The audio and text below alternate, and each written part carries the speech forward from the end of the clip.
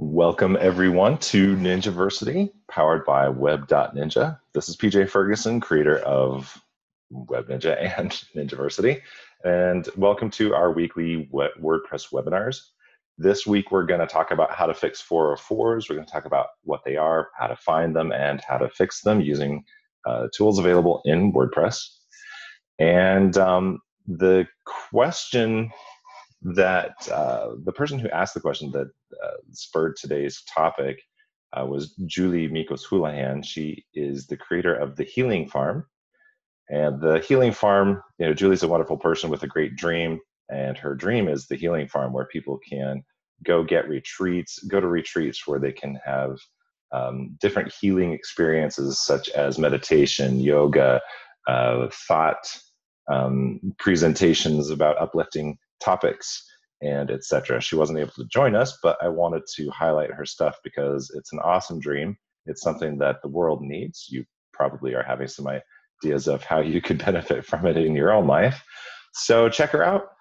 Check out The Healing Farm. See if that is something that you could engage in some way in your life, or maybe some group that you belong to could participate in some of the retreats that they do.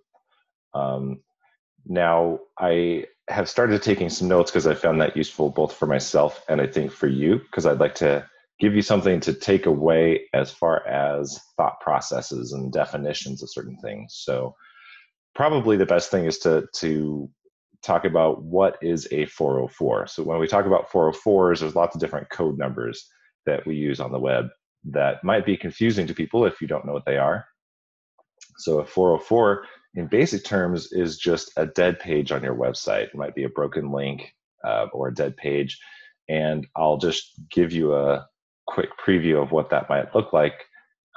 Whatever your site looks like, your visitors, if they land on a dead page or a 404, will probably see something like this. It is ugly. It is scary. If somebody who isn't web savvy lands on a page like this, they are going to hit the back button and go somewhere else because this will probably freak them out. Now, one thing that I do with my clients, and I highly recommend that you do, and we're happy to help you do this on your website if you need, is to,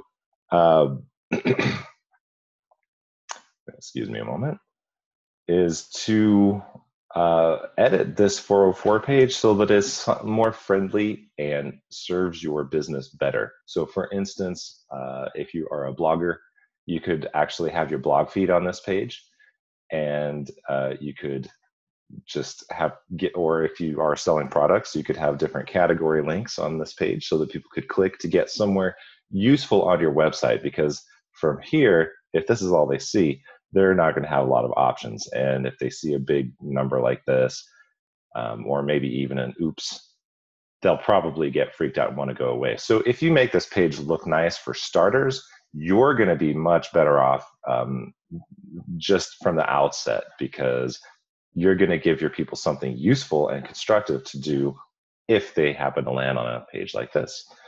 Okay, so that's just a quick preview of what people are probably seeing and why you want to fix 404s in the first place. Next question you probably have is going to be something like, why do I have 404s on my site at all? Why would there be dead pages on my website? And there's a almost endless list of reasons why you might have 404s popping up on your site. It could be that you made a link to your site from somewhere else and there's a typo in that link. You may have changed the page name, ergo what changes is the link to that page or the slug. So just be thinking to yourself, if I've done any of these things, maybe I've got some 404s going on my site and I need to fix that. I need to get people going to the right place. You may have removed a page from your site. Maybe you had a temporary page, or you just found something that wasn't really serving your site or your business too well and you removed it or hid it. There are spammers, crawlers, hackers constantly looking for pages that may or may not exist on your site.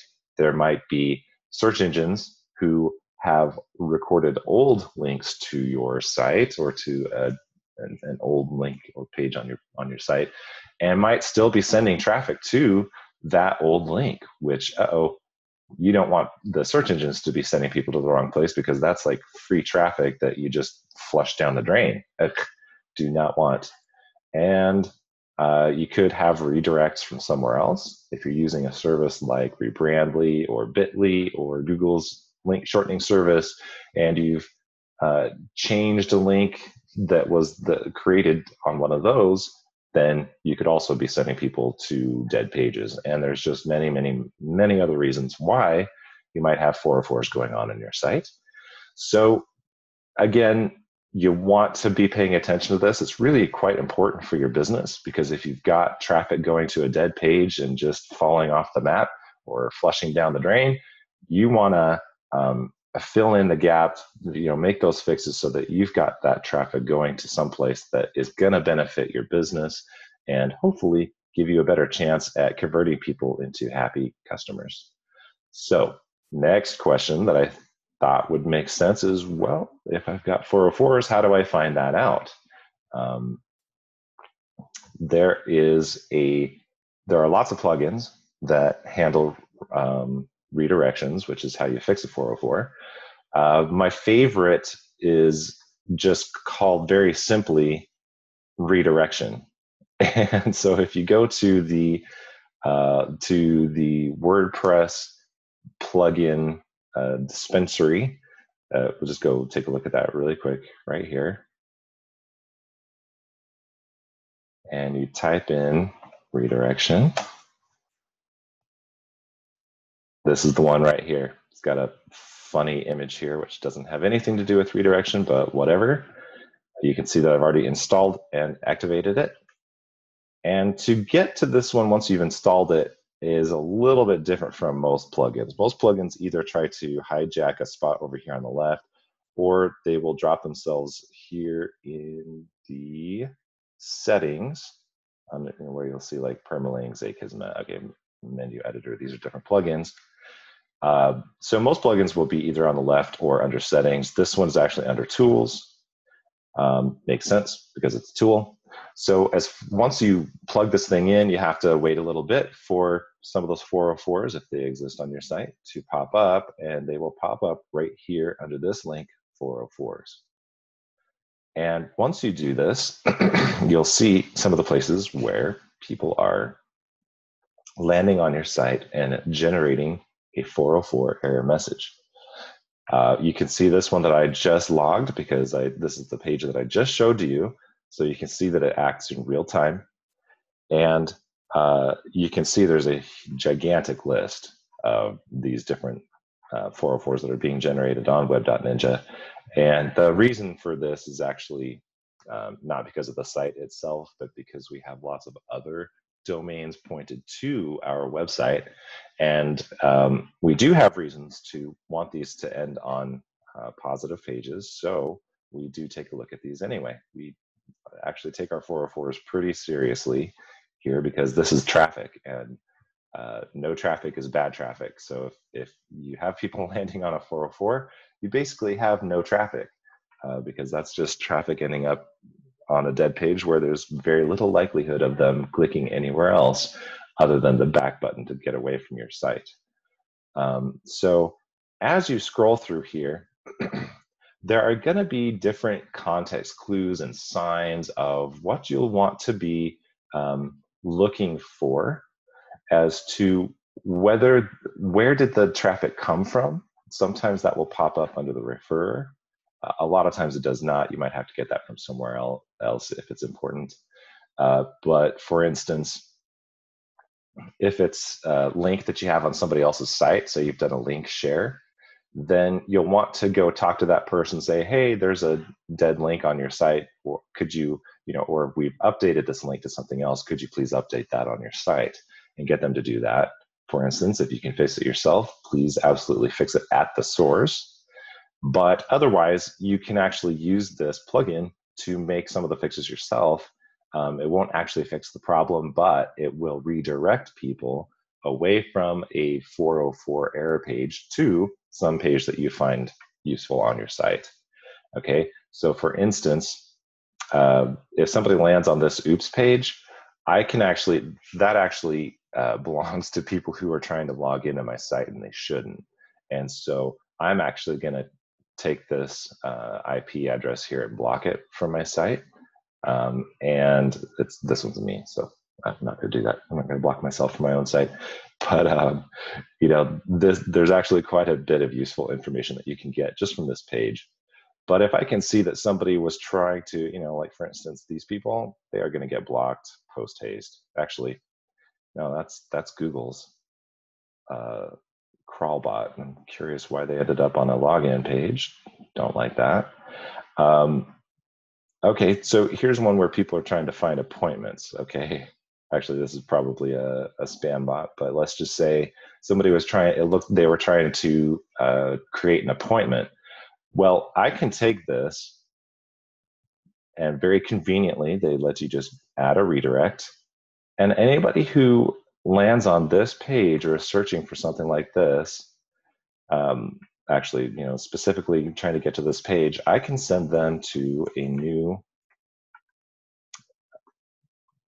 link, which in this case, this is the link to where people can actually schedule an appointment with me. So rather than people ending up on a dead page, which they would see that big 404 if they landed here, instead, now they're going to land on my scheduling page where they can actually just schedule an appointment. If they have other things that they want to do, there's links to where they can connect with me on social. They could go to my website, to the homepage, and then go to wherever they might want after that. And you can see here that this plugin allows you to create different groups. So if you have groups of certain types of 404s, which a certain type of group might be, like here you see modified post. Maybe you changed the link of a post. Maybe you might want to have a group of pages that say you switched a whole bunch of pages because you were doing some SEO, for instance, and your SEO caused you to change the page names, the slugs to those pages, so that it would have more effective SEO. You can create a group for those pages so that you can edit them at any given time. Here we're just going to do redirections because this is really just a generic redirection. I'm going to click Add Redirect, and you can see that that was saved. Now where that pops up is here under the redirect. So you can see here's what the 404 was. And I really like this page too because you can see how many hits each of these is getting. I tend to do this because I want to fix the ones that are getting the most hits. Now these count after you've created that hit, and you can actually see that even after I created this this redirect, and it's a 301 permanent redirect, which should tell any search engine that is sending traffic to this page should be changing their own records to reflect that, hey, this link is dead, here's the new one that we should be having in its place. Okay, that even after I did that, we're getting hundreds of hits to this redirect. So you can see this redirect is working because rather than landing on a dead page like this, they're landing on my home page, which is where I want them to go. But again, you want to take into account, where does it look like these people are trying to get? For instance, if they were trying to create appointments, then you could send people to your scheduling page, or maybe you have a services page where you'd like them to see what your services are. You know, be strategic about where you send this traffic. And it is nice being able to see the IPs because, and I'm going to take you through this process just a little bit, because you may want to do something other than create a redirection, which is specifically to block that IP. So let's take a look at this. Let's see if I can get back to where we were. Okay, well, I'll take you to where I had prepared my notes already. What you can do is click on whatever IP you think is the offending one, or you can copy and paste it. Now, in this case, I had copied and pasted this URL, this IP address right here. And if you want to check whether an IP that is generating traffic on your site is normal or harmful. My favorite resource, and those of you watching after the fact, if you have a better resource for this, please let me know, because I've been searching. I've done a lot of searching. This one's the best one I found. It could be better, but it's still quite good. I found it extremely useful. So you can go to whatismyipaddress.com. Let's see. And I put that resource right here. If you want to look up an IP address, go to whatismyipaddress.com/IP-lookup.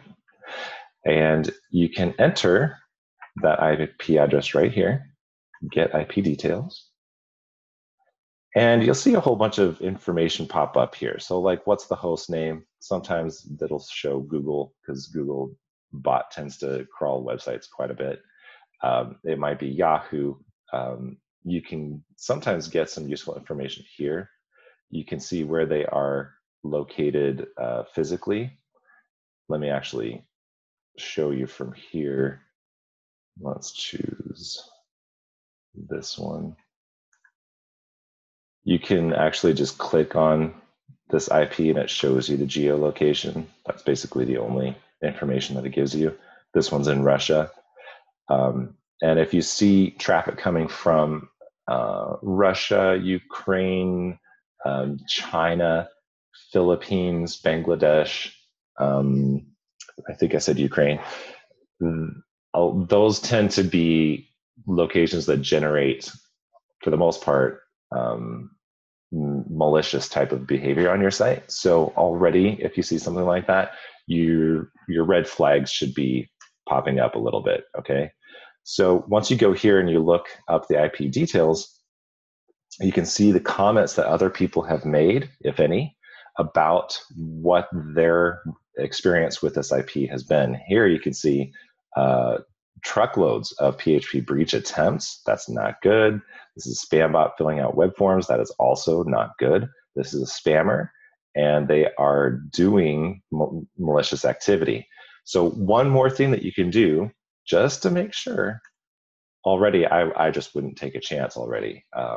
From the information I have already, I'd be blocking this IP address. But you can click this, the Blacklist Check button, and you can see all these different blacklist reporting systems out there. And anytime you've got this red circle with exclamation mark, that's obviously bad. So this has popped up a whole bunch of times as bad. So I'm actually going to grab this IP address, copy it. I'm going to take it to my iThemes and take it to my banned users.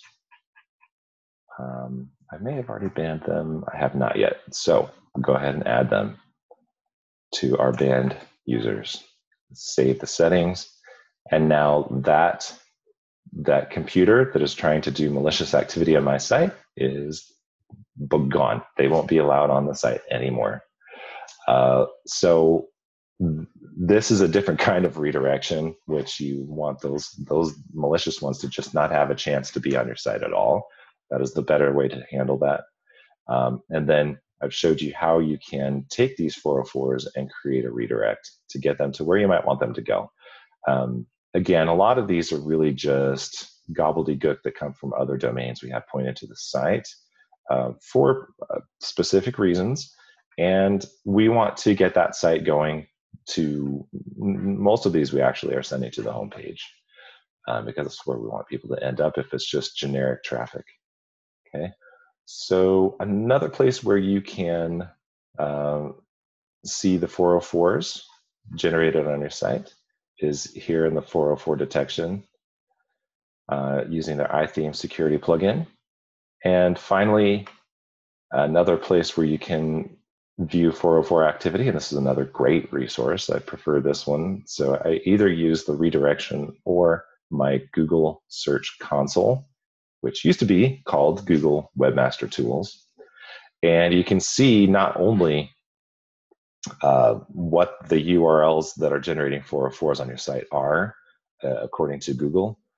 at least that Google is finding, you can see the traffic history of it. And you can see ours has generally gone up and up and up. And that's because, again, we have other domains that are old, that are outdated, that we want to just create a home place for them at web.ninja so that we can manage them there all in one place. And so each one of these, your site is probably not going to have this many. This is a lot, and it keeps going up. And you can see these little places here where we've tried to make a dent in the 404s that are being generated, and it just keeps on going up and up. But what's going to happen eventually is that the search engines are going to realize from what we're doing with this redirection work is that, oh, these pages are not here. They are actually somewhere else on something else. And in general, what's going to happen if we just keep on staying on top of our 404s is that this traffic will go down, and we'll probably see it simmering down here at the bottom with a few little spikes here and there. And each time you see a spike, you can go grab that domain. For instance, I'm going to grab this one. I'm going to grab this one, About Us. It's not going to play nice, but I'm just going to create that again. And I think we actually, I thought I had already created a redirect for that, but let's do this. Source is About Us. And I'm going to go to our site. About Us, the slug is actually about Web Ninja. We did that for a little bit of SEO purposes. And so we're going to send people to the new link. And so as you can see, when you're creating the source URL, you just want from after the main domain and following, which is this, about-us. And that's what I had the page like for the first 2 or 3 days. How the search engines got that, I don't know. Oh, you can see I created an About Us here with the slash. But let me create one here without the slash. I'm going to put this in the generic redirections, and I'm going to create the redirection. Now, there are 301 redirections, and there are 302 redirections. A 301 is a permanent redirection. And that's if you are abandoning a page or a link forever, at least intentionally, and that you want the search engines to log in their books that this, whatever you're putting in as the new redirection is the new link. That's the permanent link forever and always, and that's what it's always going to be. Now, a 302 redirection is if you want the search engines to start sending people there, but they're going to check in because it's temporary. A 302 redirection is just if you need people to go somewhere else for a while, but that page is going to come back, and you want the search engines to not delete that page from their records, but to check back in and see, oh, hey, should we start sending traffic to this page again? So that is pretty much everything for 404s. Again, we have a shorter webinar so you can get back to what you're doing and being productive in your own life. If you have questions and you're watching this after, please leave your questions in the comments, and I will happily answer those in the comments, or we may even bring the topic back for another webinar so that you can join us then. So I want to thank you for joining Ninjaversity and our weekly WordPress webinars. Thank you for sending your questions, and please share this with your friends. We want this to become a big community thing, that we have lots of people joining the webinars and asking your questions and getting your answers in real time. And other people will benefit from your questions, so please do ask them.